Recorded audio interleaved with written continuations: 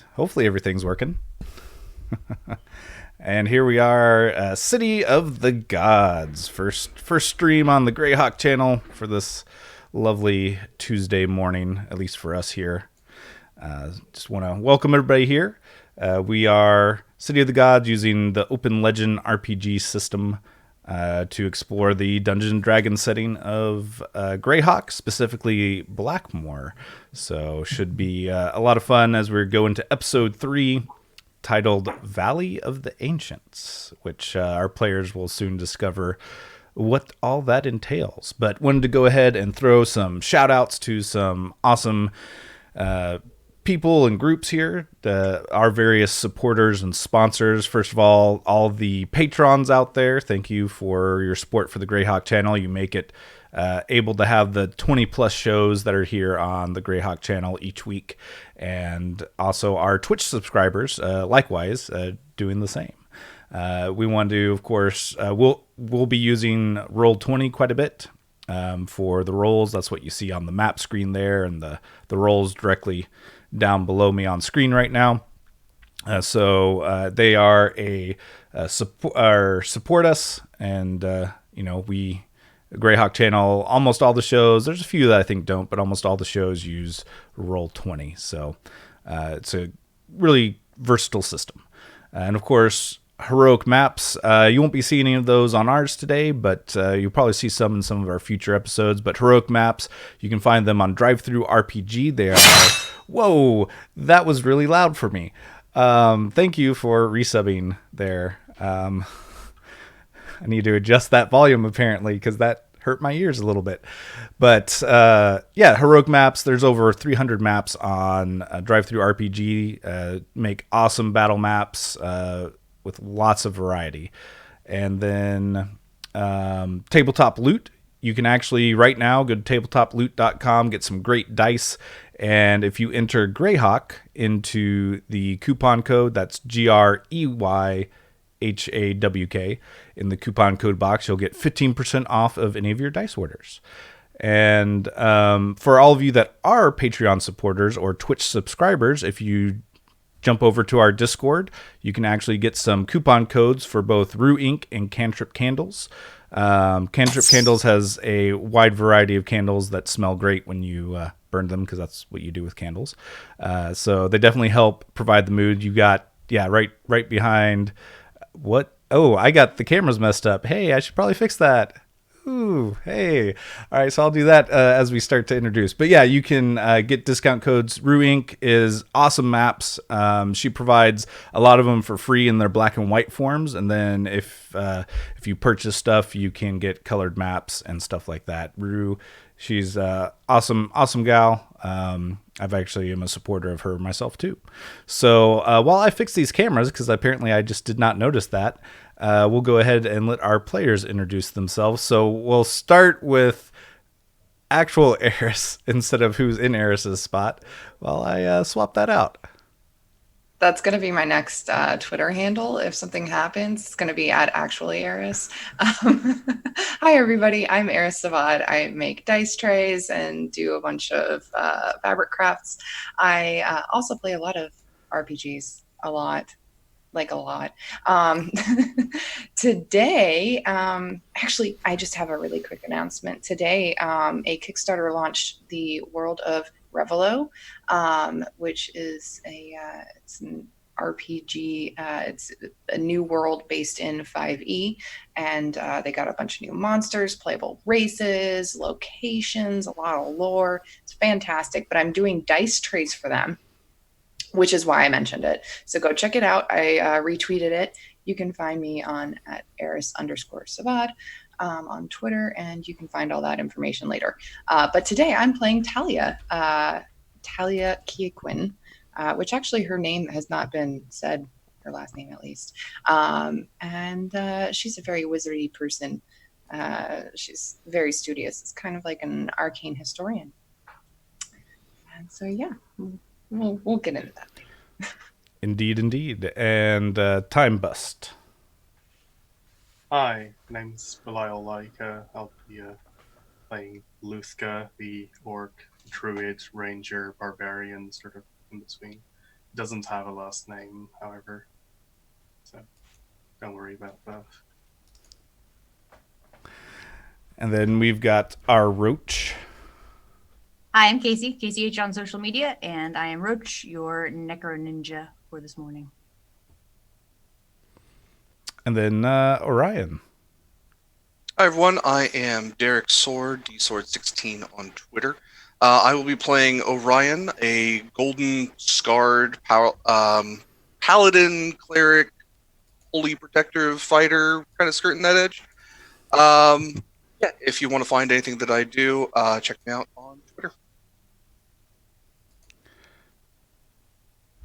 Very cool. And I'm just noticing, I'm trying to double check if that divine favor is accurate, because I might need to reset it here in just a second. But we'll go ahead and get a little bit started, and then I'll see. That means potentially one of you guys will actually be getting some divine favor, because there was some either left over from the previous show or something like that. So yeah, for our viewers, you'll notice down at the bottom there is a divine favor, as well as where we recognize our new followers and our summer season follower goal, which is 400. We're currently at 180 out of 400 towards that goal, so that's pretty cool. Divine favor, there's some cool stuff that can be given to the players. There's 6 options, which there's the traditional 5e stuff, which I've made similar stuff for Open Legend.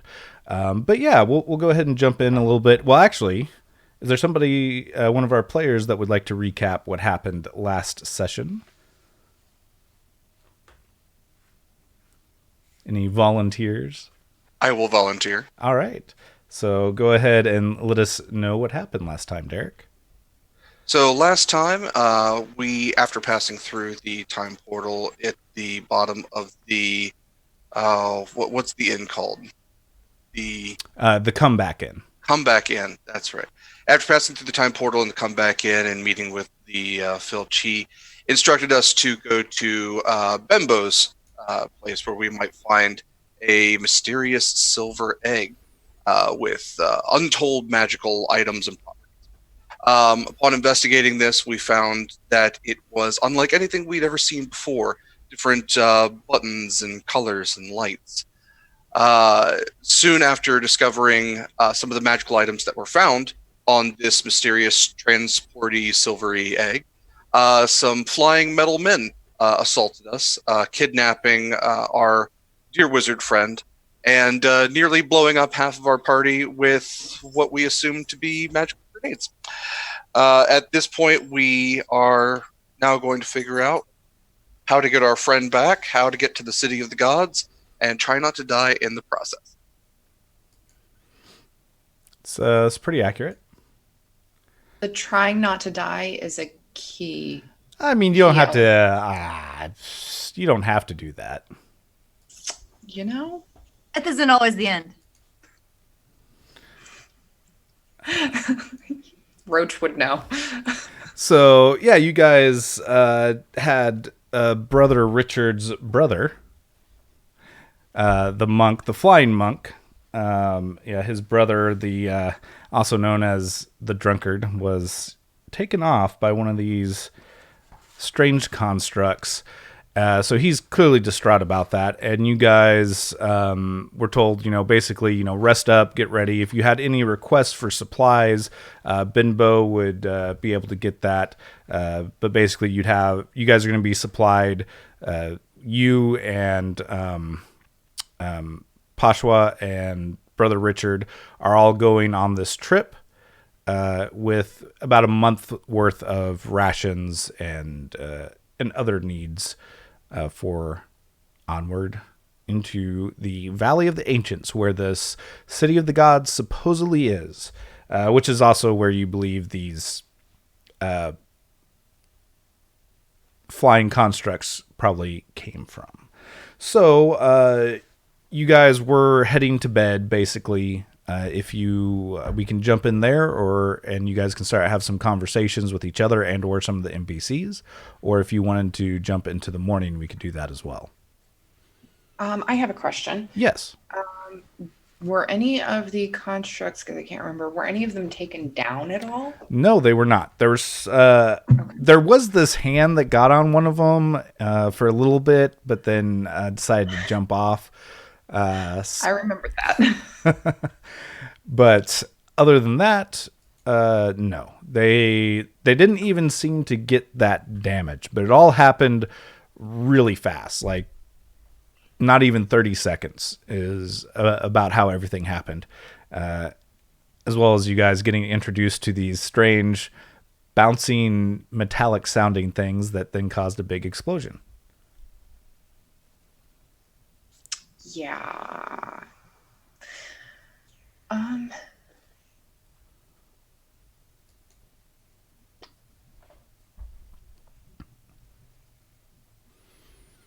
Roach, did you show me the things that you saved, or did you just say you No, did I show them? showed you. I was like, check out what I got, and pulled it out of my overcoat.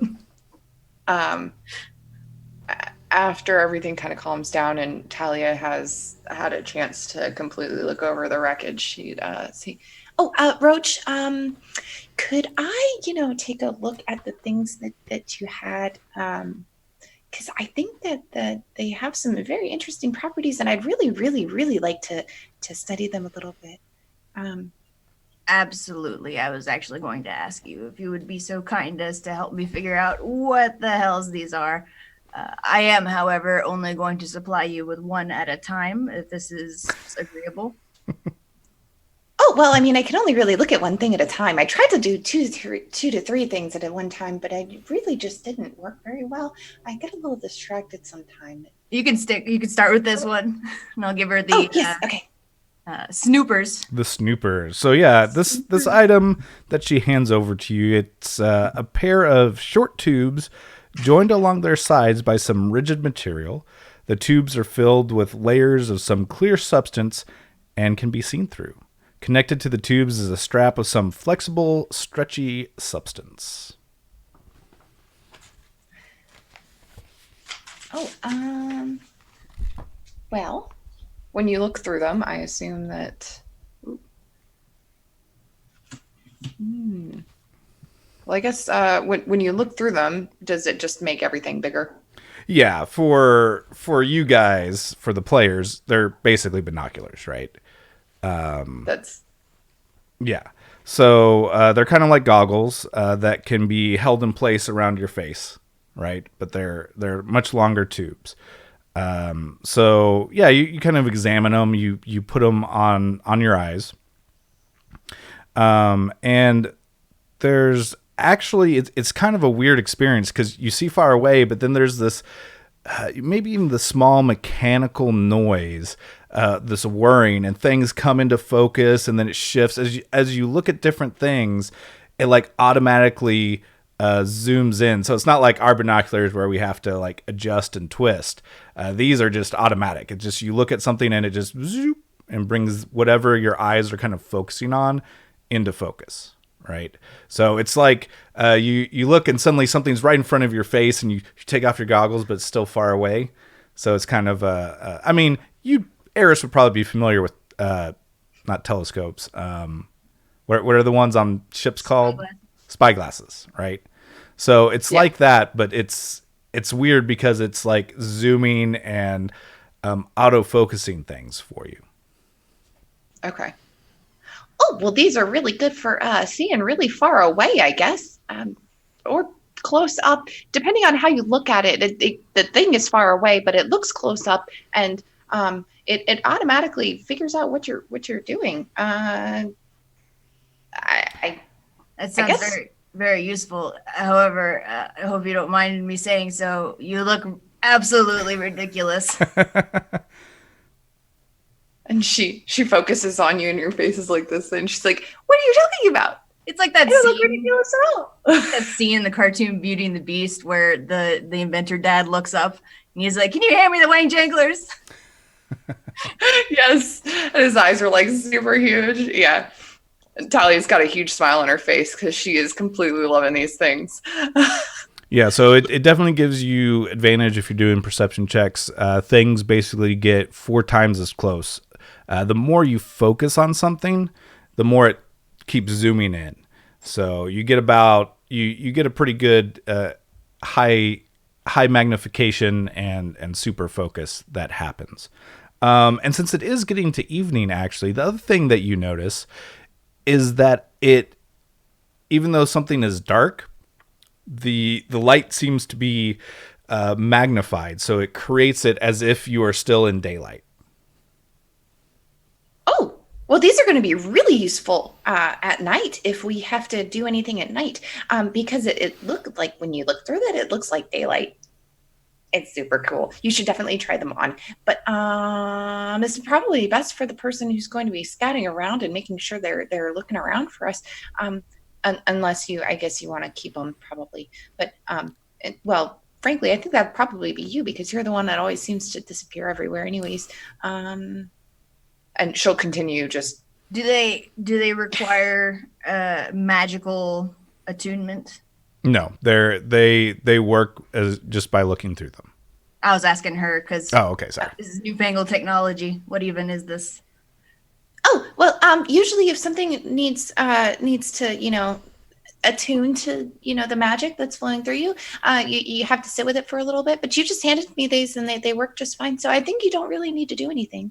I think you can just anybody can use them at any time, which is really useful. I bet we could fetch a very nice price for these.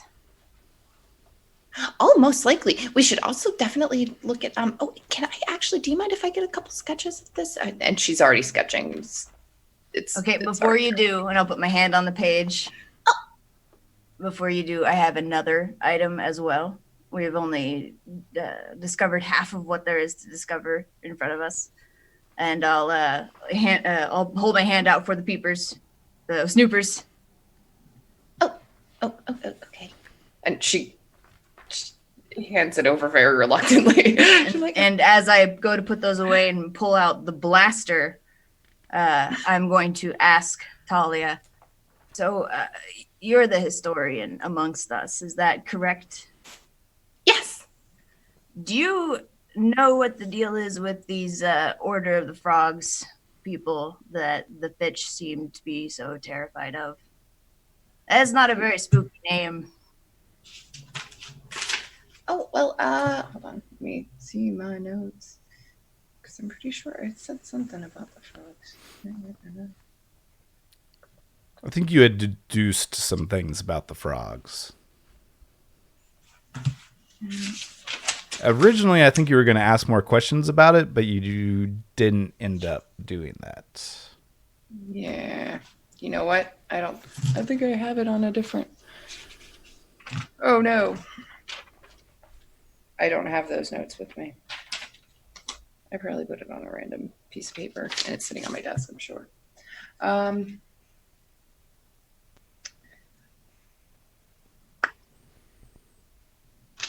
don't know anything about the frogs right now. Okay. You want to just hand wave it and play it off like you just took the blaster and ran off? Oh, well, she probably would have. She would have grabbed the blaster, or at least as soon as it was out of your pocket, she would have just immediately gone in, zoom in to. Yeah, she probably would not have heard about the frogs. Okay, so after no response there for a second, just like a dot, dot, and a tumbleweed in the background. She's just kind of mumbling to herself and examining it really closely. Even before it leaves her hand, she's only a couple inches away from it. Let's try another subject. What about that dragon kobold guy? What's the story there between you two? Oh, Orion. He's my friend. He makes sure that I stay safe and oh, this is so interesting. Oh, these little glyphs are so nice. All right. Okay, I got it. I'll leave you two alone. Walk off. Go to find either Orion or Luthka or the Baron. Yeah, and you guys were basically given a tent for you to stay in, and it's not like a tiny out in the woods tent. It's like a big circular tent. So there's plenty of room for all of you to be in there and set up your bedding and things like that.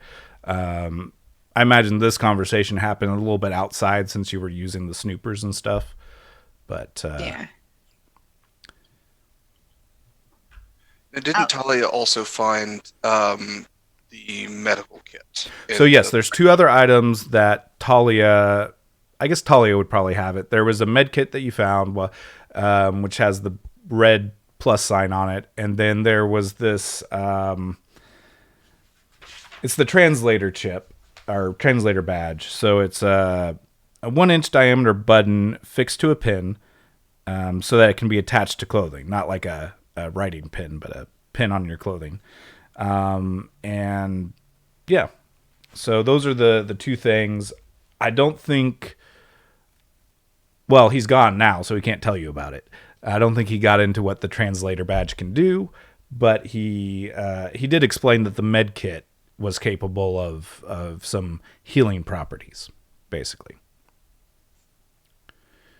That egg thing is gone. The Gillow wand. The Gillow wand? Glow wand. Sorry. Glow wand. Okay. I was like, my Gillow. handwriting isn't the best. Yes. So that was destroyed. The glow wand was destroyed. Basically, the only things that survived.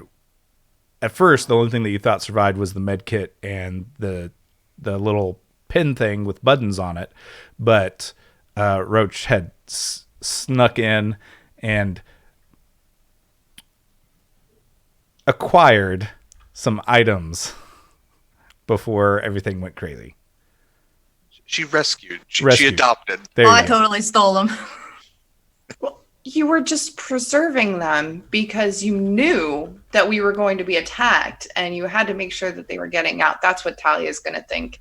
Roach can see the future. Yeah, exactly.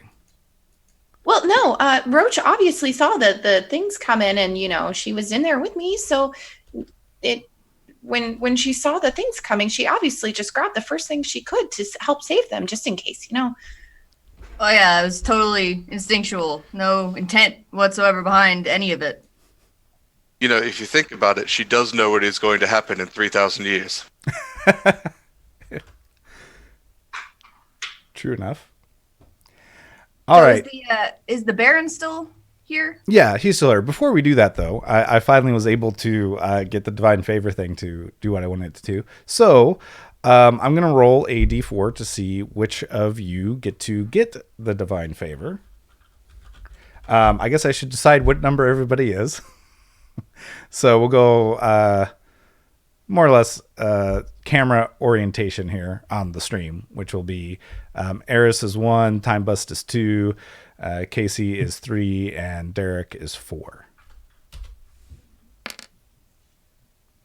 Eris. So Eris, roll a d6 for me.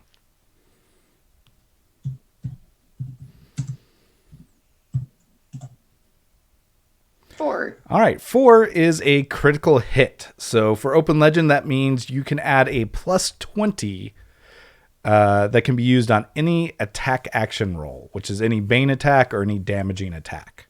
So you get just a flat plus 20. So for those of our viewers out there, normally a critical hit would be a nat 20. But in Open Legend, all the dice explode. So when you get the maximum on a dice, you get to roll it again and add that to your total. So in this case, we're just simulating that the 20 that Eris will roll naturally lands on 20 and explodes. So she just gets to add plus 20.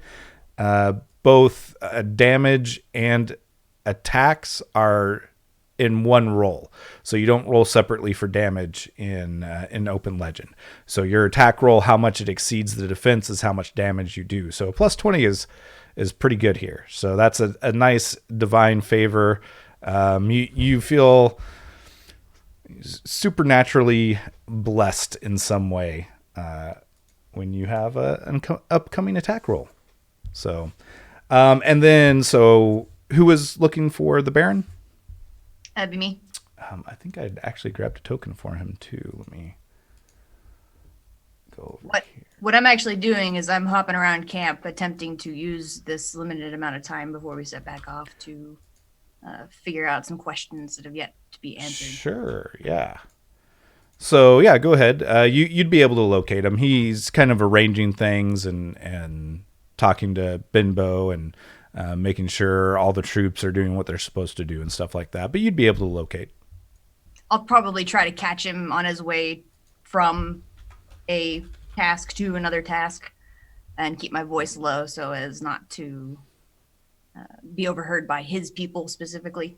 Okay, yeah, Uh, you'd be able to do that. You have enough time to. Yeah, so I was kind of hoping I could talk to you about the way of things presently. How much do you know about our circumstance? Like, do you know that we're from the future? He kind of smiles. He slows his pace, but he continues to walk, and says, "Yes, I've been informed by Brother Richard on some of the more details about your particular group. Yes." Have you ever worked with anyone before in the same manner? I have not had such a privilege. No. All right, so are we the first people that you're aware of that the Fitch has sent to accomplish this task? For this most recent task, yes, with the appearance of the silver egg. I know that he, at another time, went to the city of the gods itself and was not able to communicate with any of the gods therein. Yeah, so the thing about this guy, this the Fitch fella, is that he kind of caught us with our pants down, with no alternative options other than to live for the rest of our lives. So many years in the past, thousands of years in the past, and none of us were digging on that, so we got shoved into this circumstance. Don't get me wrong, I'm appreciative for the opportunity to sequester certain magical items and whatnot and what have you. However, I can't help but have this shadow of the Fitch hanging out behind me, breathing down my throat and my neck, seemingly expectant upon something in which we don't know each other. We have never worked together before. So what is this guy's deal? Why is he named the Fitch? And essentially, what's in this for you? He kind of nods a little bit. He says, "That's very understandable. The Fitch is an honorable man. If he says he's going to do something, he'll do it. He is trustworthy in his word. The Fitch is a nickname that was given to him, basically. He's very reliable to the king. And for me, I am loyal to the king. And so what's in it for me is the continued prosperity of the kingdom and this area, which I am the Baron over. So." Oh, so you're like one of those aristocrats that you hear about who actually give a shit about their realm. He laughs heartily at that, and he says, "Yes, I am very recently, relatively recently, acquired the title of Baron." You got the looks and you got the honor. It's Yeah, and you're looking at him, and he I don't know how much Roach paid attention to this, but it was mentioned that he is a very accomplished swordsperson, and you do notice a very elaborate sword at his side, as well as being Roach. You'd probably quickly notice there's maybe a dagger or two about his person and another short sword, but there's definitely one sword that stands out above others. I'm not gonna steal it. Yet. You know you want to. He's looking right at me. I can't do it. It's a terrible idea right now. Yeah, so this guy is very impressive to me. I'm already plenty impressed. I don't think that it would be a good thing to be on this guy's bad side for sure. Happy to have him. He does exude this aura about him of, you can see why he's a leader person. Okay, I'll part before after saying if you need anything, you just let me know, and I'll run off to find the orc in the woolly suit. Okay. Where have you found yourself to be at, Luthka? Um, we're still hanging around this tent, right? Yeah, you can be. You could have gone off to explore stuff or look at stuff. There's a lot of horses around, and actually, we should just jump to that map again, 'cause you guys are still right here. Of course, the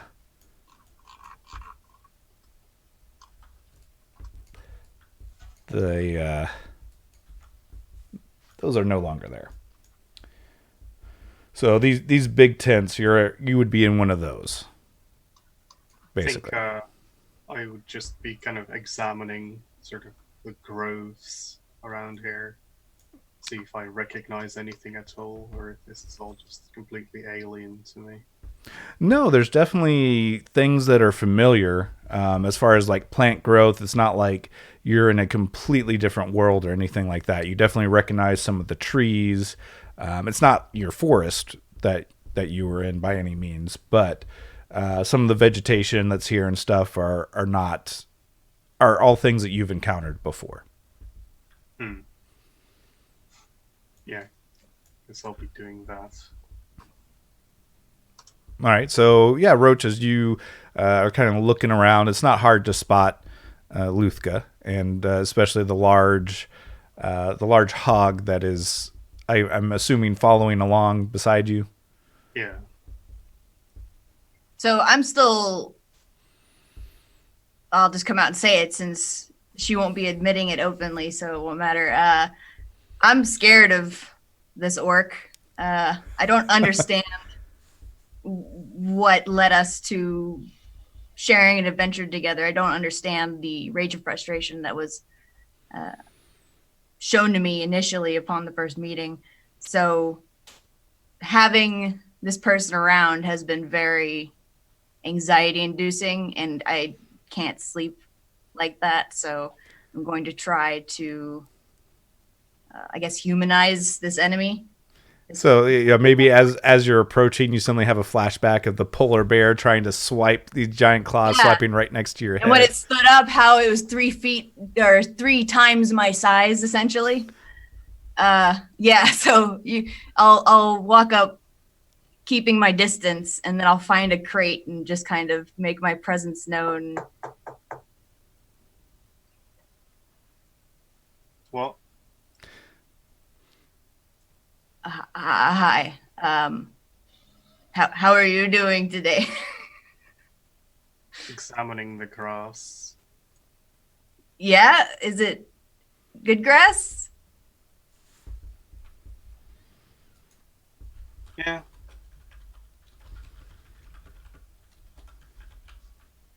I wanted to ask you if there were. Well, I want to say first, I'm sorry about your moss. Fungus. Sorry, I'm sorry about your fungus. And I wanted to ask if you and I were good, or if there was something else that I could do to put you at ease. That'll be handled in the future. There are more important things at hand right now. What do you mean by that? Don't worry about it just yet. I'm very worried about that. Are you going to try to kill me later? Just focus on the task at hand, I would say. I will take that as a yes, unless you say no right now. Just looking at the grass.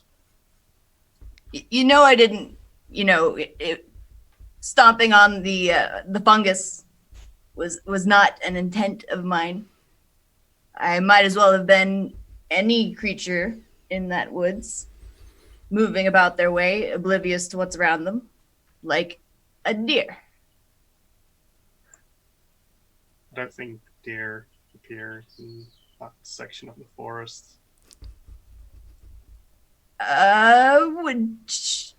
Chuck. Yeah, maybe. One got lost. Okay, well, if there's anything that I can do for you between now and then to soothe this tumultuous relationship between us, you let me know, because I will have a very hard time sleeping around you until then. Don't worry about it.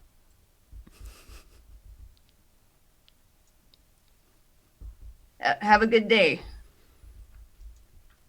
Yep. That didn't go too well. I think we see worry intensifies all around Roach. She gonna smell herself, be like, "No, I'm okay." Well, for her standards, right? Actually, that's a good question. Since Roach, given Roach's nature, does Roach have a bad smell, no smell, good smell? No, because one of the things, the piece de resistance that her creator gave her was the ability to regenerate. So whatever necrosis goes beyond a certain point gets reversed at that point. So there's no Okay. actual decay on the inside. It's in a stasis. So We she smells established- mostly just like leather. We established she doesn't have a nose in the first place, so of course she can't smell. I don't think that's where your nose No, receptors.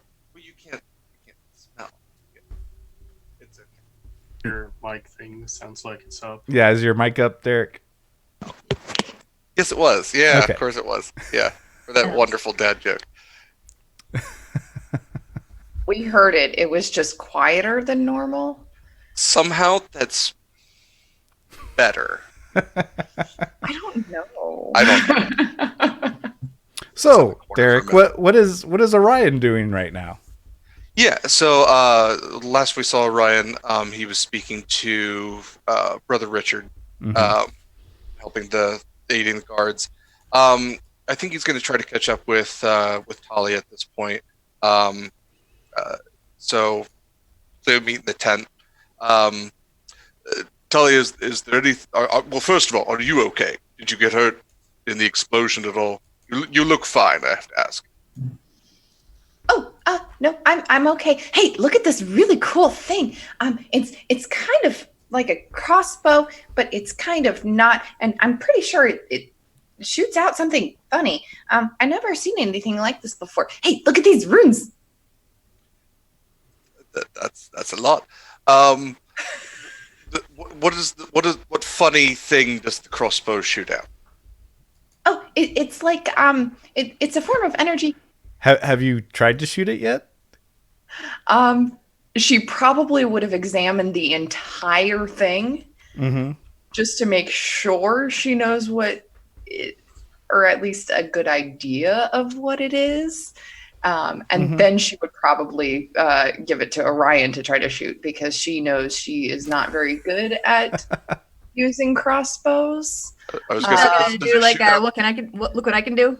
shoot it inside the tent.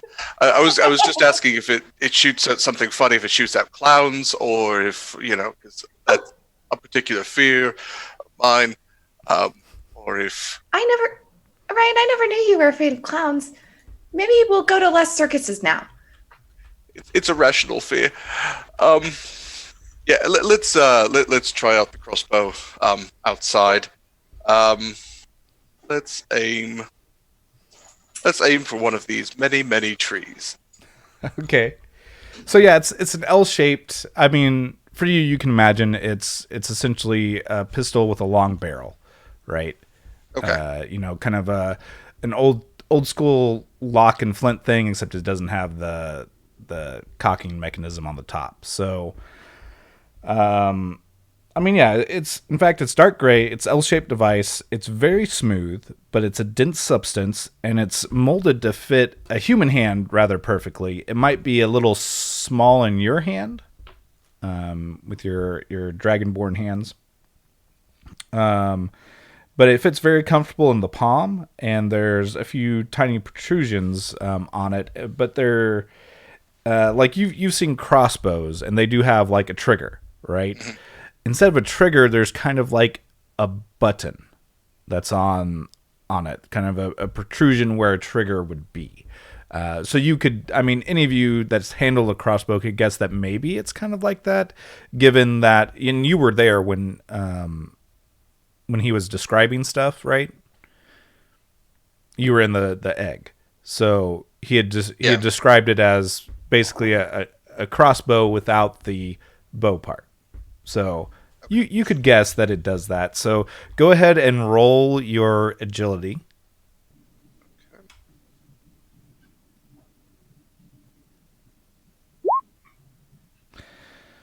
So, yeah, a tree is not particularly hard to hit, fortunately. So you kind of aim in its general direction and you pull, and there's not a whole lot of recoil, like even with a crossbow, right? There's a little bit from the force. But you hear this kind of puff sound, and you see something shoot out, just like a crossbow would, but it's much, much, much smaller, right? And, oh, wait. I'm sorry. That's not the right weapon. Oh no. Let me switch. I turned the page. Here we go. Okay. But it's still shaped the same as I described. So oh gosh. Oh gosh. Yeah, no, this one's a lot.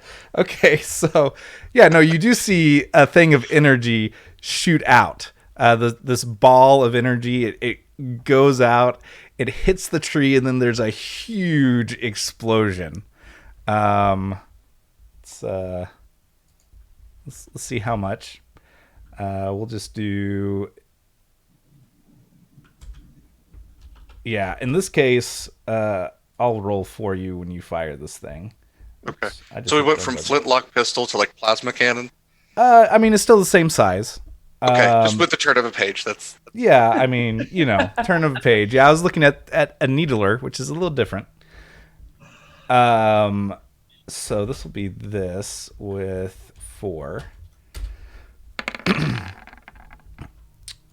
So it hits the tree, but it does so in an area that is a 20-foot radius, 40-foot sphere explosion of energy that goes out. So basically a fireball, right? So just boom, the tree is hit, it's blasted, tree limbs go flying off, probably some of it catches on fire.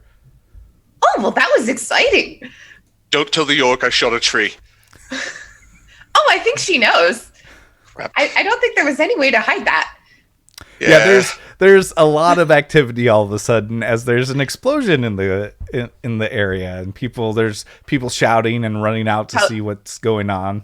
Talia starts shouting, "It's okay, just testing a weapon. It's fine. No one's attacked. Everybody's okay, right? Everybody's okay, right?" Roll. I'll give you the option. You can roll your presence or your persuasion. Okay. Let's see. We're gonna do presence. Okay. I'm not persuasive at all, but I've got some presence. Let's see how your natural. Oh, not at all. Not very good. Your voice is very quiet. Doesn't carry very well. Yeah, it doesn't carry very well. Do you do anything, Orion? As maybe somebody comes by and is one of the people that does hear you, Tally, is like, you just are testing. What were you trying to kill us all? What's wrong with you? No, we were shooting it away from everybody. We were testing it over there, not over where everybody is. See, that's why we do tests, to make sure we know what we're doing before we actually go and try to use it for real. Orion, roll your. Orion's just like in love with it. I imagine there's a little bit of smoke coming from the end. He just blows. He's trying to spit it on his finger right now. Yeah, as you do that, go ahead and roll your perception for me, Orion. Okay. Oh, okay, yeah. Oh. So, yeah, you're looking at the smoke, and you don't see anything, but then you hear somebody say, "Billy's burned up bad." Oh, damn. Um, And yeah, as you guys look towards the tree, there's apparently somebody sitting on the other side of the tree who is in that blast radius. let's tell it. Let's go see Billy. Bring the white box. Okay. Actually, I have to just a second. Okay.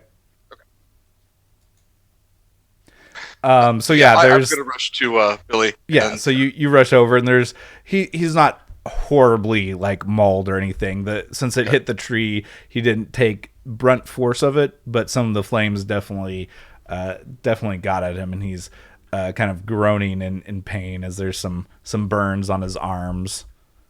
yeah, we'll start some triage on Billy. Um, let's see. Actually, Talia, is there anything that you might have? It might speed up this healing process. Oh, well, there's this cross thing, but I don't know how powerful it is. Uh, Let's find out. You wanna attempt to use the med kit? Is it like a one-time use sort of thing? Like if you open it up, is there only like enough for? You don't know. Okay. So it's a smooth white 4-inch cube. Okay. One side of the cube is covered with flashing lights and strange symbols. There's a small stud in one corner, and the opposite side has dozens of shallow indentations. The remaining 4 sides are relatively blank except for the red plus sign. This looks too complicated. yeah. I'll just heal him. Okay. I will use my heal. I don't know if Luska thinks that the Billy should live. You know, the tree dies, and Billy dies. So you've kind of wandered over as well as this is all happening. No, look at him. He'll make terrible fertilizer. It's better that he just lives. You want me to Do you have roll another? my heal or? Yeah, you can go ahead and roll just to see how effective it is. You're in a somewhat stressful situation here because of I mean, you just caused this and all of that. So you could also, Luthka, if you want to examine the tree to see its overall condition, you could roll your perception to kind of perceive its condition and state of being. Yeah, so you are you laying your hands on them, or are you just hovering over them? Yeah, I think this is a laying on of hands to kind of focus as much energy into him as I can. Yeah, you see the some of the burn marks start to recede, and he starts breathing a little bit easier. He's still got a bit of recovery, but he'll be okay. Yeah, you will, Billy. Oh, apologies. All right. Don't kill anyone in the past. All right. So, Luthka, as you're examining the tree, it was a healthy tree, so it still had a lot of moisture in it. So most of it was the force damage from the initial blast rather than fire damage on it. So some of the limbs had gotten broken off.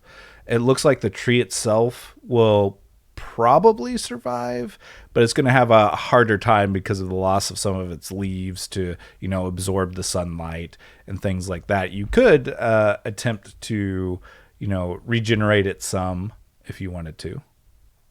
Sure, what role is that? That should be your alteration, which I believe you have alteration, but I might be remembering wrong.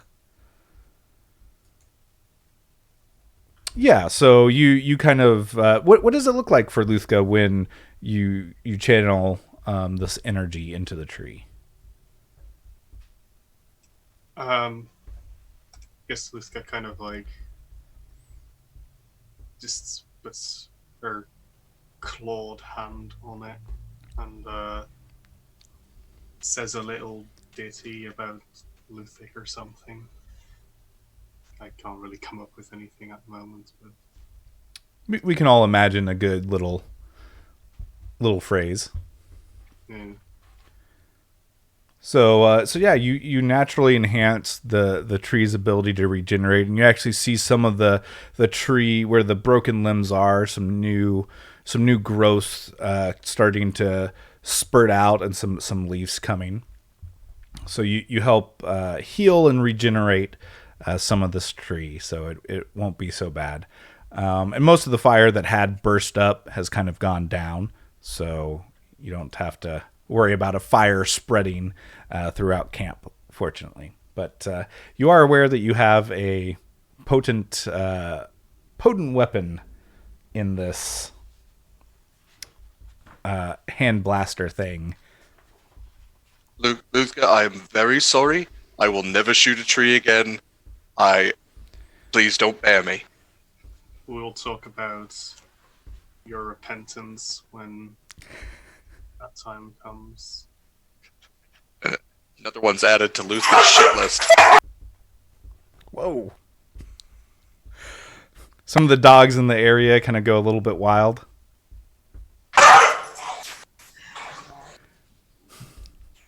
Oh boy. At this rate, the only one that Luthka doesn't have a problem with is Talia, because Talia hasn't managed to offend her yet. We can find something for you. I'm sure she will do it eventually.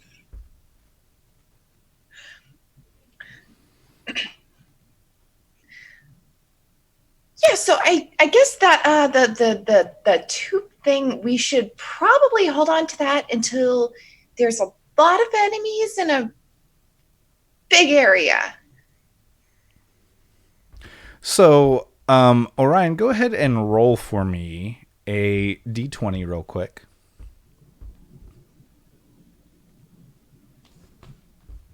Wow, hey, that's pretty good. So as you are, you're looking back at the weapon, maybe even as Talia is making these comments, and you notice a little thing on the back, and you press it, and it flips up. It kind of opens, and there's this strange rectangular device that has a red lit up line that looks like it's about as I try and do math real quick in my head, like 75% of the way up. So you have 15 uses remaining on this gun, basically.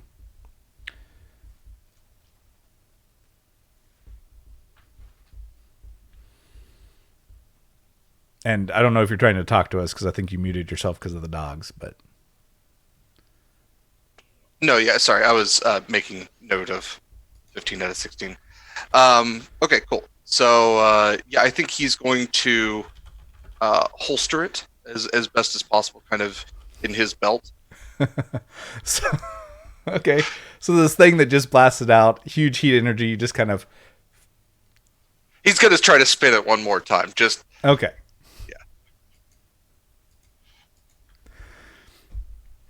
He's going to go, Talia, this is the greatest gift you have ever given me, and I appreciate it so much. Well, it was actually on loan. It was from Roach. I was supposed to give it back, but I don't know where she went. So, just don't do anything with it, because, whoo. Go to another Billy. Yes, valid points. All right. And she can be invisible, apparently. Oh, yeah, she's absolutely terrifying. Yeah. I'm standing right over here. Oh my gosh.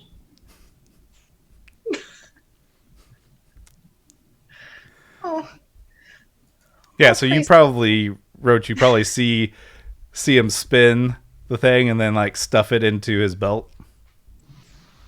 Yeah, I'll have to have a chat with him later about it. Right now, he just looks so happy. So stuff starts to calm back down after they were just attacked by a bunch of constructs, middle constructs, and then some of their men were gassed by this strange green gas, and now an explosion suddenly happens where Billy was hurt and a tree was hurt, but things seem to be calming back down as everybody goes about their business. Some people are getting ready to rest as others are on their night shift patrolling. At this point, I'll pull out the pin and start looking at it because that was the only other thing that I Yeah. got.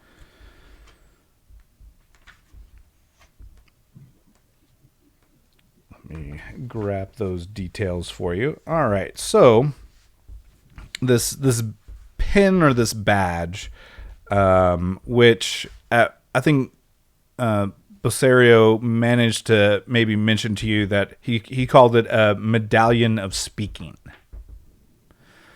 Didn't go into too much detail with it because he was going to get to it, but yeah, it's about a 1-inch diameter button fixed to a pin, so it can be pinned onto your clothing, and the button has two parts: a stationary center and an outer circle. The metal rim around the center contains small arrow pointing towards the outer circle. And then the circle contains runes and revolves when turned. The center of the button contains two glowing runes, one of which matches runes on the outer circle.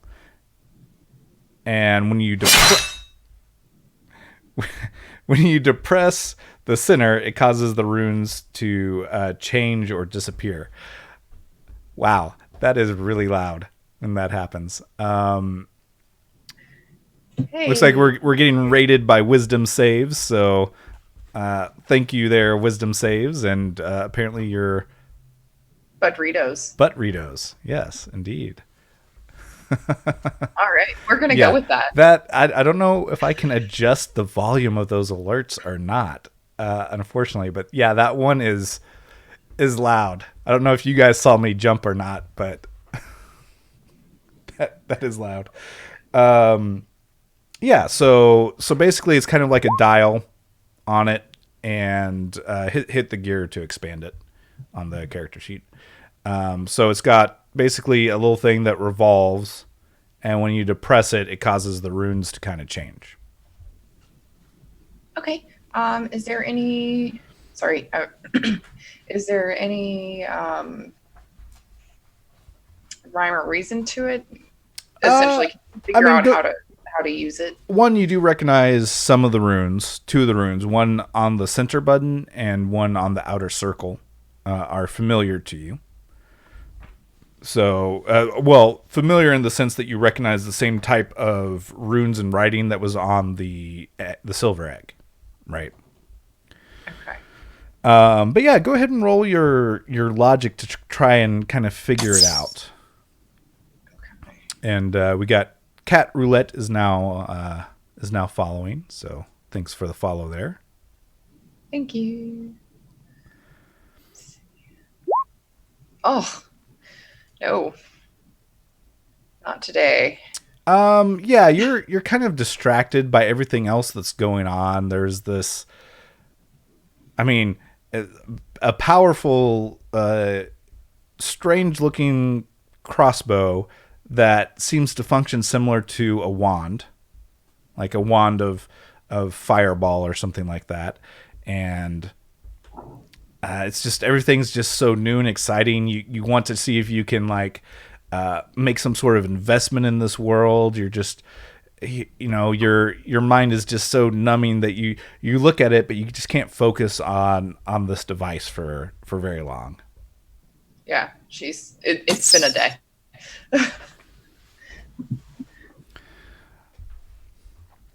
And thanks wisdom saves for the follow. Thank you. And we're getting lots of people following. So I think at one point I go back to Orion and I say, Orion, Do you think that this this this um this crossbow um do you think that it's gonna like activate on its own at all? It doesn't look like it. I don't I think really so. hope not, because it's in my belt. Yeah, Pointed at sensitive that's things. exactly why I was wondering, because if it activates, or if maybe you press the button on accident, like when you're bending down to pick up like firewood or something like that, I wouldn't want you to blow your leg off. So you might want to find somewhere a little bit safer for it. No, valid. And honestly, new greatest fear. So thank you. That now drops Oh, cloud. you're welcome. I always like to help. I think it's Yeah. appropriate for you to be the one at the highest risk. Yeah. All right. Well, one tree. All right. Yeah. Maybe here, and she takes like an extra little, just a plain pouch from her bag, and it's not that big. It's just big enough for this. And she says, "Here, why don't you just tie this to your belt, and you can just put it in this pouch. That way, it doesn't accidentally like rub up against your belt, because that you're usually right next to me." And You are a godsend, as always. So yeah, you described it. That was like basically just pistol sized, right? We're not talking like. Yeah. Okay. Then yeah, I think I'll try to form a makeshift holster for it then, and strap that to his belt. The drawing in the original 1980s thing makes it look almost like a hair dryer, honestly. All right. But Oh yeah, that's yeah, simple. yeah, Look, so kind of like those early sci-fi movies that just use like hair dryers and stuff like It that. just right, used yeah. yeah. So it's kind of like that, but with a slightly longer barrel, right? Okay.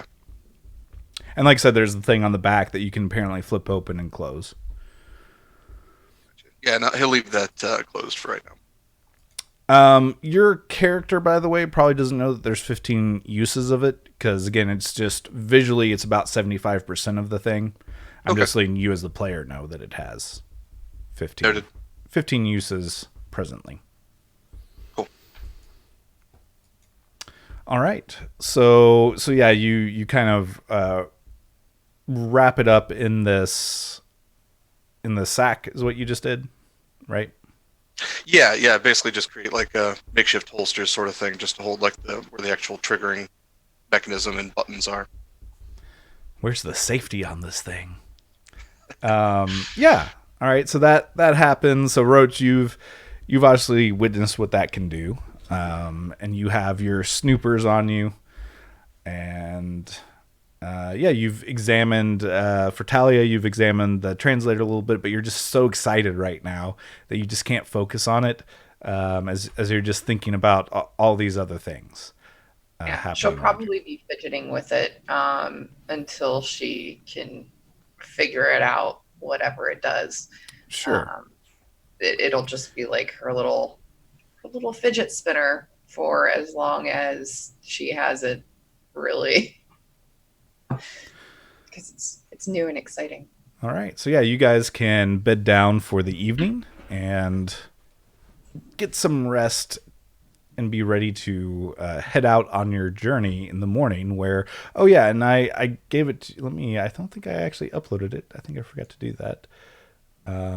Let me upload something real quick. But you guys got, I sent you, the players, the map. Where did I save it? Here it is. So lands south of Blackmore. So that you have, that's something that you can, of course, look at. I should make it a handout, but for the moment, I'll just drag it on top here. So It's basically this is the map that you actually got from the fetch, which the Baron has a similar one on it. So you guys are actually up here at Binbo's hectare, and so this kind of gives you an idea of the area. So he'll in the morning you guys are going to go over it once more. He had briefly mentioned it to you a few hours ago. His suggested route, which you are free to take his suggestion or not, as players, of course, but just to be aware of it. And it's about, well, for me, it's 9:20, so we'll go ahead and do our break right here. We'll do about a 10. Is 10 minutes enough for you guys, or do you need a little bit more than 10 minutes? So we'll do a 10-minute little break here, and then we'll continue after the chaos that Orion single-handedly managed to cause the camp here. We'll see what happens in the morning.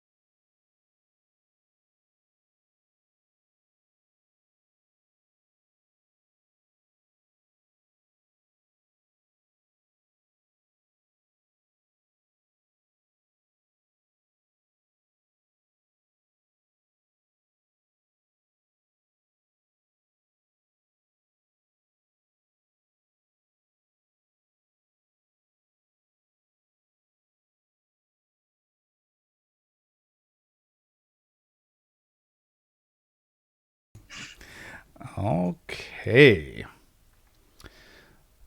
We are back. So, was there anything else you guys wanted to do that evening or the morning, first of all? Any other discussions? Given the talk that I had or didn't have with the Bork, the bear at work, I'm going to return to the Baron and ask if I can sleep in his tent. Um, I'll just sleep on the ground at the foot of the bed like a pet. Be fine. I guess you can roll your persuasion Oh no. to see if you can persuade him, but he does not look like the type that would. It's for safety's sake. Yeah, and you're still a brand new person Yeah. who just walked up and talked about how you were.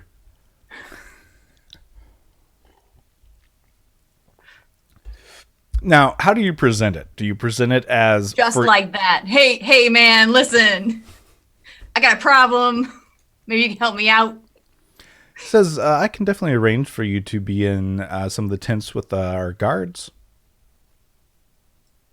That'll work, I think. Yeah, so he takes you over and introduces you to one of the guards, and they let you. It's definitely far more crowded than the tent that you guys got to yourselves. But you can set up your bedroll in there and get comfortable and everything like that. Great. I will sleep underneath someone's bunk. Okay. So yeah, you get in and sleep. So in the morning, you guys gather your stuff. There is a pack mule that looks like it's laden down with supplies. Like I said, you guys are basically provided a month's worth of rations, extra water skins on there, especially because some of the areas you're going to be heading to, there is not going to be a whole lot of sources of water. So the Baron, spreads out the map before you. And he once again kind of goes over what he would recommend, which is, my plan is to cross the Eastern Hack. We're going to be using the Silk Road, or the Salt Road, not the Silk Road. Moving down the Salt Road to the East Gate. I'd like to avoid having to negotiate the Dragon Hills or the South Dragons. I don't want to have to climb down the escapement or take to the air. Either of those methods entering the valley is likely to get us spotted while we are still days away from our destination. So that's so on the map here. Whoa, that's the Salt Road. He's talking about going down. I always forget I can't move the map when I'm in measuring tool. But basically heading over to the East Gate, which my brain just forgot where the East Gate is.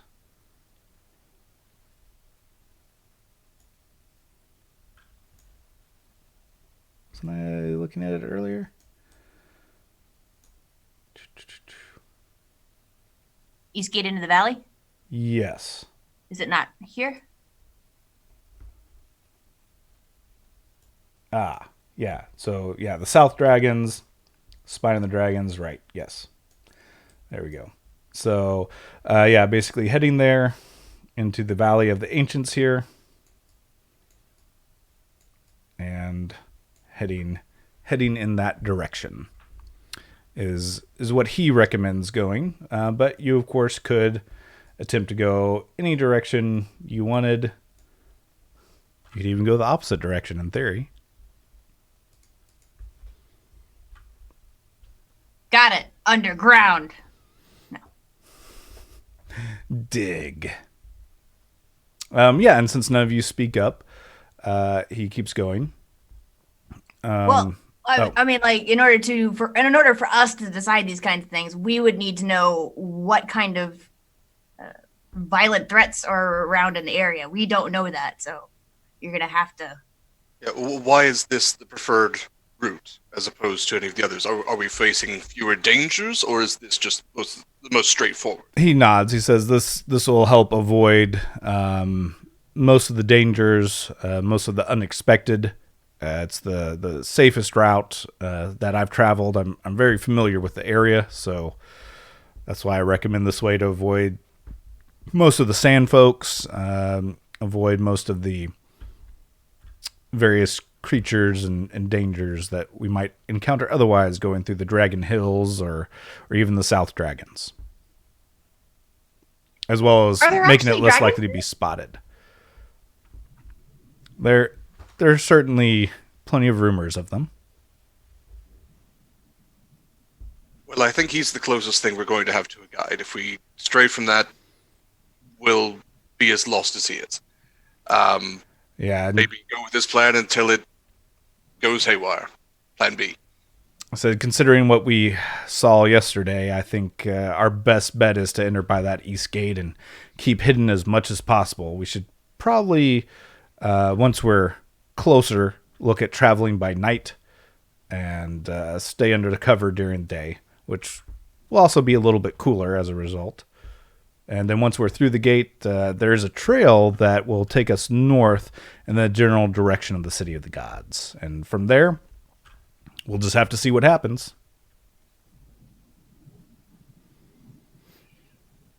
Sound plan. Maybe on the way that you can talk to us about sand people tactics. He nods. He says, "Yes, I can let you know a little bit about the Sand People. They have some interesting customs too." Talia's taking notes this entire time.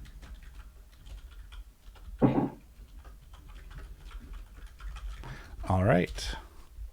So yeah, you can ask a little bit about the Sand folks. So he will basically provide you with some information, and when it is relevant, because you have asked for this information, that's when it'll come up. So instead of me spewing some of it right now, when you either encounter the Sand folk or when you're in a situation, well, hey, so maybe something I heard from Baron about the Sand folks can help me out in this situation, you can use that. Yeah, I was thinking we do this off screen mostly. Right, yeah. So basically you guys gather up, you've got the mule, you got the four of you, you've got Glommer, and you've got the pack mule, you've got Baron, and you've got Brother Richard. So you guys all head out to go through that area. So this part is, at least this first part is kind of a step area. So there's lots of grass, lots of flat land. For the most part, there are some woods.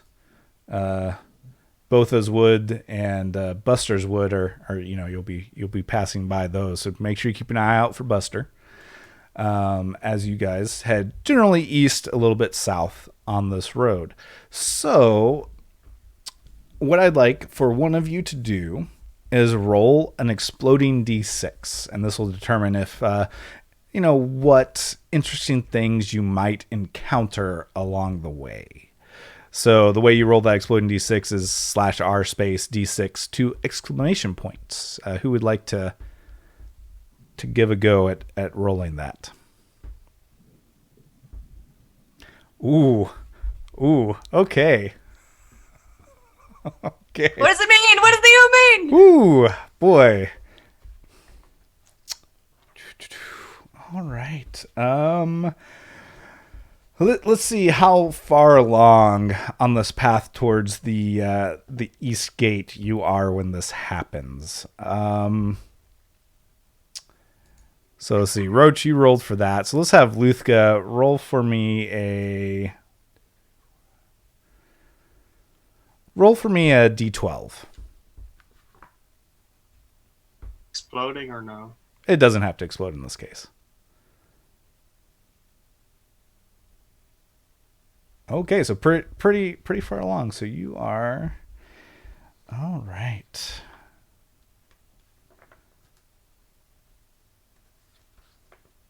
Ooh, okay, here we go.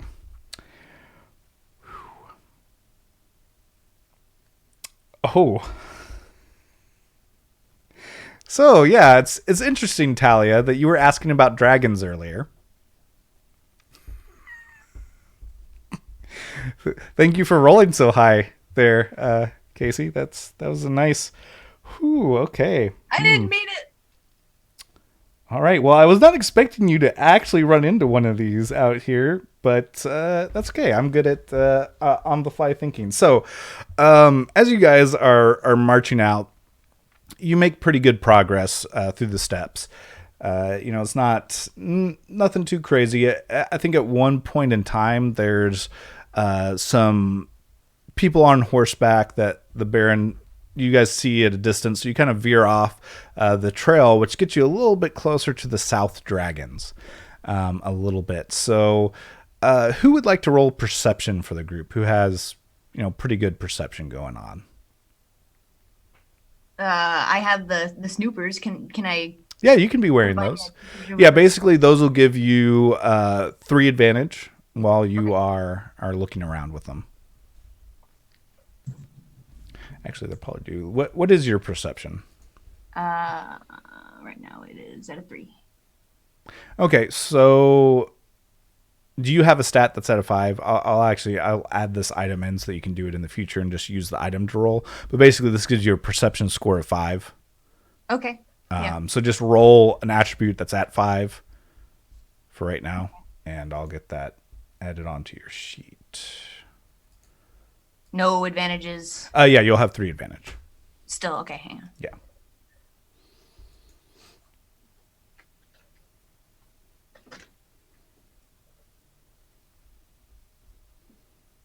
Pretty good. All right. So yeah, you definitely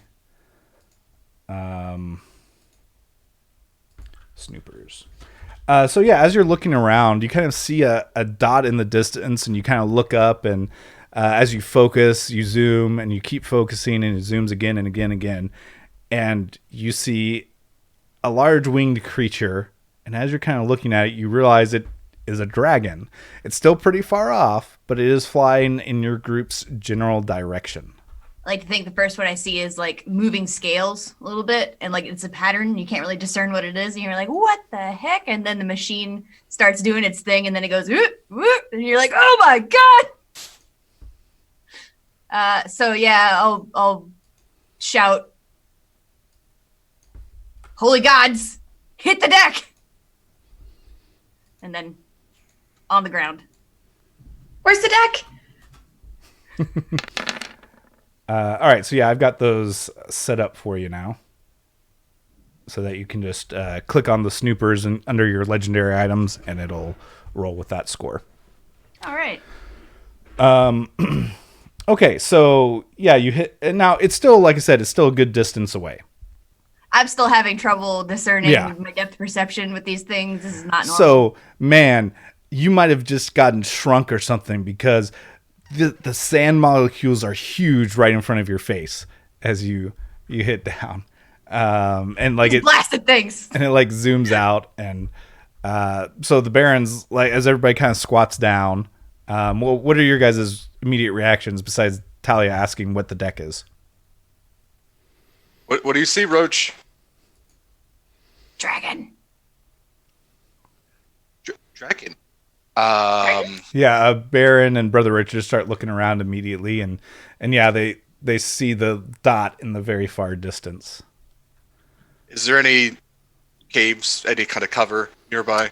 No, you guys are like in this area right here. So, and these are, I believe these are 12 mile. Let me, one hex is 12 miles.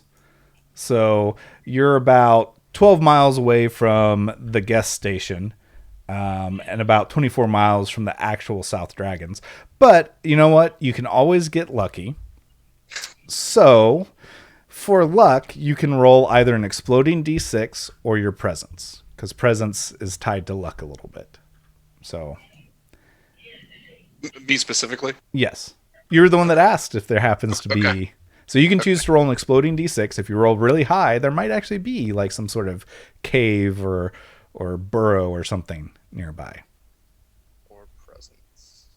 or your Yeah. presence. They'll be, one might be easier than the other. Okay, so exploding D6 is D6 with 2 exclamations. So you start to look around, see what there is. You got to do a slash in front of the R.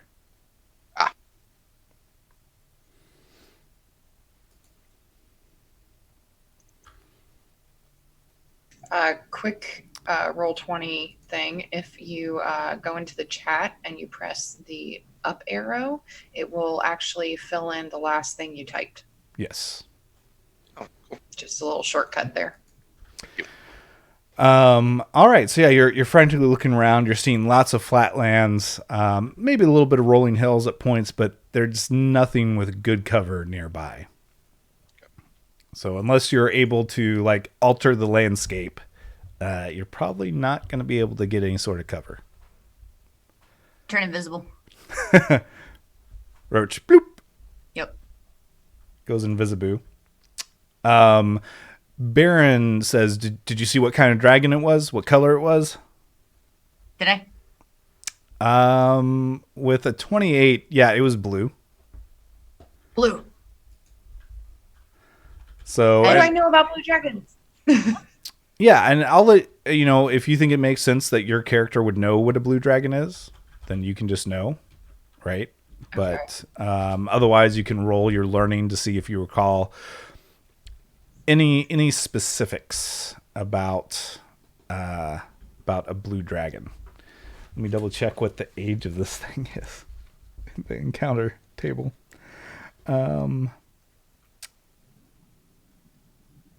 feel like since she's an arcane historian, she probably would have at least studied dragons just a little bit. She probably wouldn't have gotten a ton of information, but a general idea of what each type of dragon, like what kind of element it manifests with them. But not necessarily like the best ways to fight them off or anything like that. Just like, okay, blue is electric or lightning. That would probably Right. be the extent of what she knows of that, most likely. Yeah. Sure. Yeah. Does this doesn't have the cool additional information about them. Okay.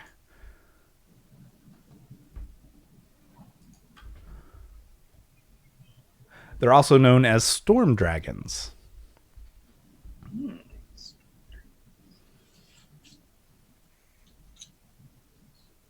Really glad for that divine favor now.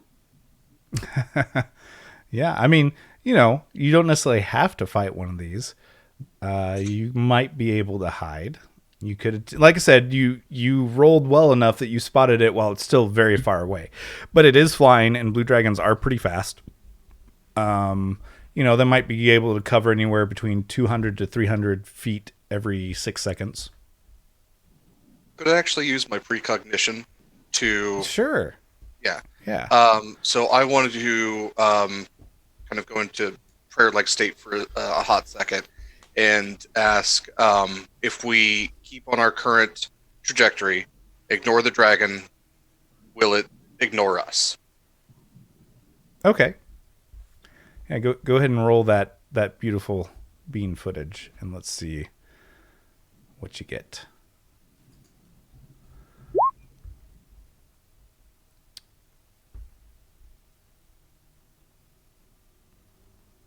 Okay.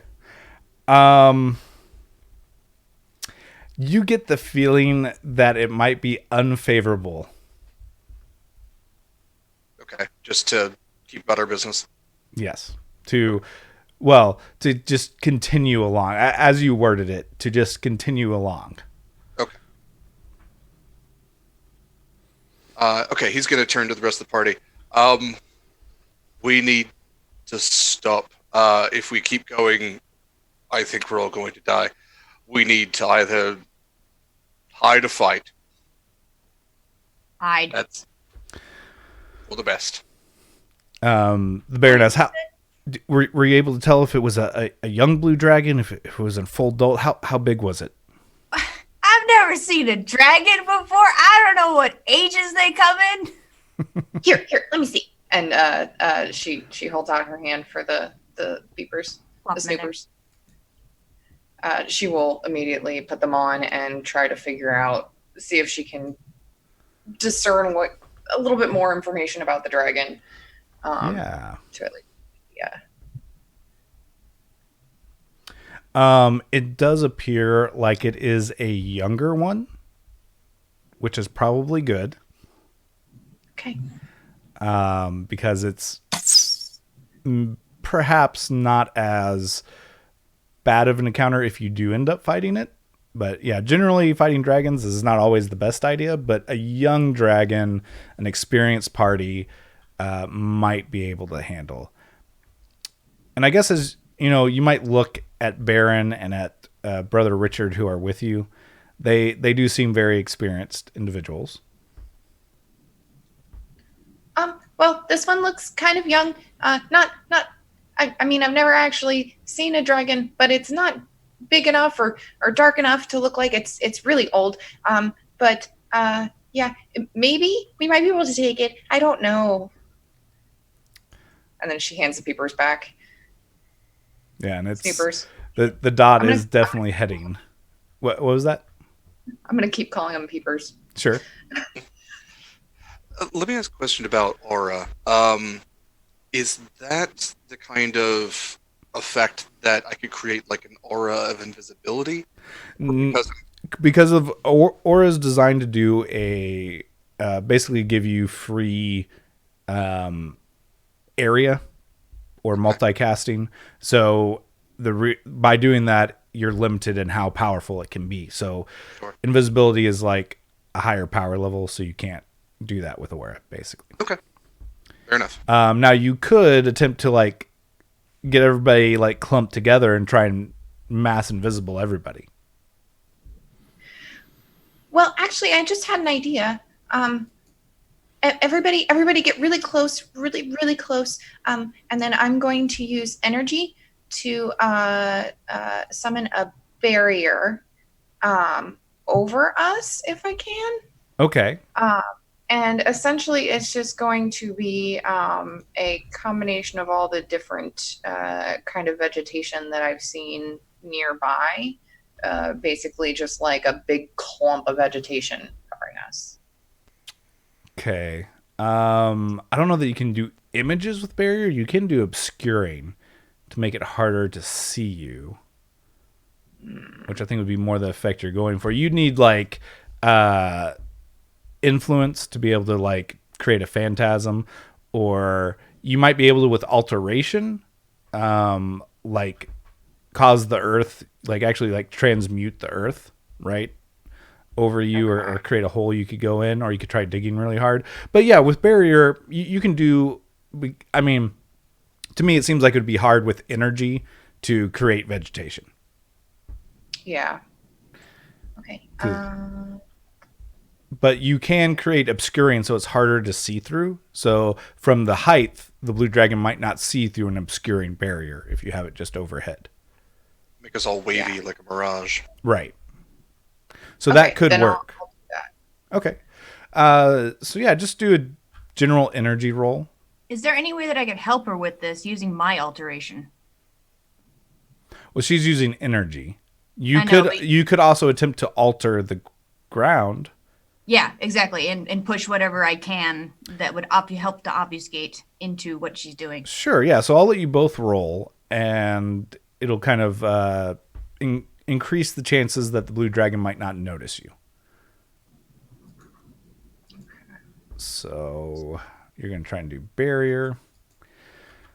And you get obscuring at power level 3, so all you need is a 16 to be successful on this barrier. But you are going to do it in an area over you guys, so technically you'll have some disadvantage. But you got an 18 on the D20, so there's no way you can't succeed at an obscuring barrier.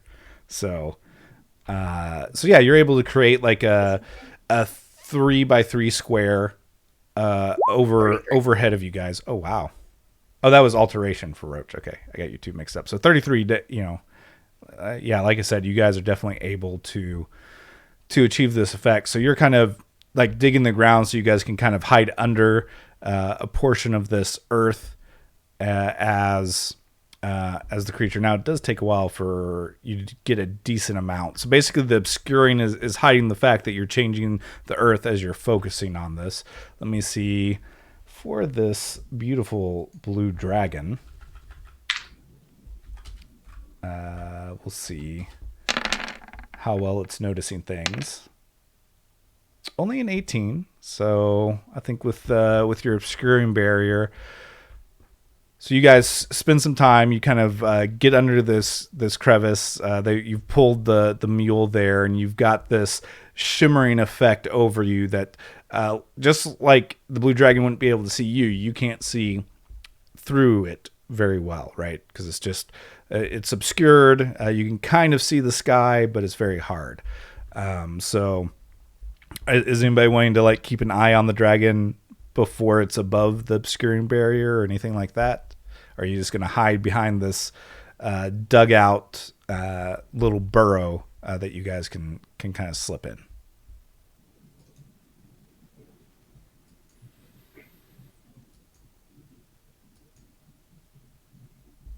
I'll keep one eye out for the dragon as everybody kind of goes into the burrow. Okay. What was that, Roach? I just said I'm a bit busy. Okay. Yeah, you're digging. So yeah, you're kind of seeing it approach, and now you can see it a lot bigger as it's flying overhead. It's fairly high. It seems to be like maybe riding some of the higher winds and enjoying. All right. Let's see. As it is directly overhead, let's find out if it notices you guys. No, it does not. So it seems to fly overhead, kind of circle around, and continue on as if it has not noticed the group.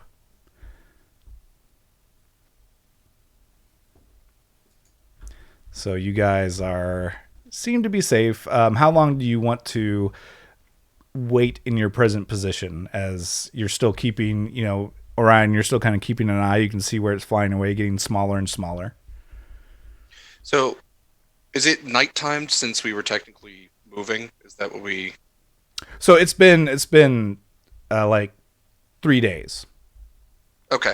Well, I remember the parents saying that we would primarily move at night. So basically, after the end of this trip is when you're going to start traveling by night, because then you're going to be once you get to the East Gate. Got it. Okay, we'll hit the deserty part. Okay. Right.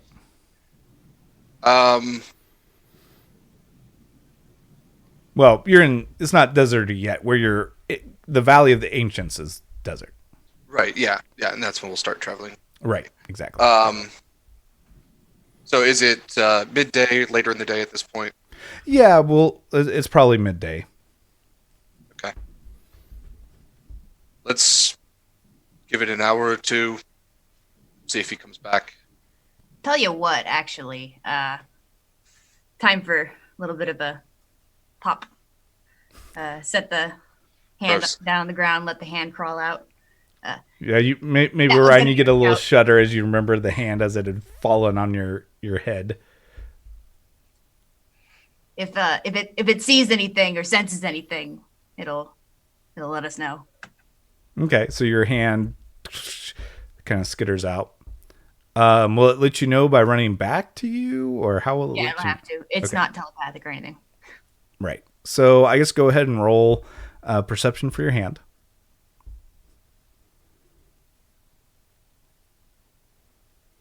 I guess. I mean, maybe they didn't notice during the fight with the D-bots or with the constructs. They definitely notice now, both Baron and Brother Richard. Maybe you even notice that Brother Richard's hand goes to his mace for a second as he kind of watches this happen, eyeing the hand as it skitters off. Can the hand, as it passes him, having itself noticed the going for the weapon, It's going to raise its middle finger as it just continues to walk out. He kind of perks an eyebrow a little bit as it goes off, and Does the hand know sign language? It probably actually can't. Well, it might be able to get up on its wrist and. Yeah, probably. I was gonna say sign language for dragon is this, just in case. Oh, very nice. It might know some thieves can't. there you go. So yeah, your hand goes out. How long is it gonna wait? You said about an hour or so or something, or? Yeah, about an hour. Probably 45 minutes. It's an impatient hand. Sure. So it comes back. It seems like the blue dragon has passed over since it was not able to notice you between the shimmering obscurity of your barrier and the digging basically that Roach was able to do by manipulating the land. Was I guess Luthka, you kind of noticed the fungus killer manipulating the land to make this burrow for you all to kind of nest inside of. I feel like that's alright as long as they're not killing anything. Are you killing anything, Roach, when you made this little? I was not paying attention to what I affected in that feature. Sure. So, do you return it afterwards, or? That's not my first thought. Okay. So yeah, the land has created this kind of like, think of like a trap, one of those trap spiders or whatever. So you kind of created a hole with a little cover thing that you can pop out of, and yeah, you guys are able to avoid the blue dragon that you rolled so high to get, for the moment, anyways. It seems. And maybe you have a better idea of why it's called the South Dragons. Well, at least we can confirm that there's definitely dragons here now. It's no longer rumors. The bear nods. He says, "They're a rare, very rare occurrence. It's odd that we would even encounter one." Lucky us. Oh, well, it's just been a really odd week. Strange things have a habit of happening around us for some reason. Wouldn't you say, Orion? You might time travel, robots, dragons. We're a real lucky bunch. I didn't say it was a good thing. It's just strange. Different. So, Oh, I mean, like last week I was 3,000 years in the future. It's weird. your notes are going to be very valuable when we get back. Oh, yes, they are. Why do you think I'm taking so many? I'm going to need another book. Oh yeah. Are you going to run out of supplies here soon? No, I've got one blank book on top of the book that I have. It's probably about 3/4 full, a little bit closer to full than that. She may, depending on how much stuff she runs into, she may need another book before the end of the trip. But for now, she's okay. Now, does Luthka hate Talia for going through that many trees? Sorry, what? She's using so much paper, like so many trees. Well, parchment might be a little bit different. That's true. Yeah. Parchment's generally animal leathers and stuff, isn't it? Yeah, or it's reeds? It's not what the Egyptians use. They use reeds to make their parchment or something. There's a lot of different materials one can use, including like fabric, essentially the same thing that you would make with fabric, like the What's money out of? yeah. There's a lot of different materials. I'm sure that she can find ethically sourced paper. Fair enough. Ooh. If nothing else, Luthka is going to be asked by Talia at one point, "Hey, can you make paper?" Probably not, but she'll ask.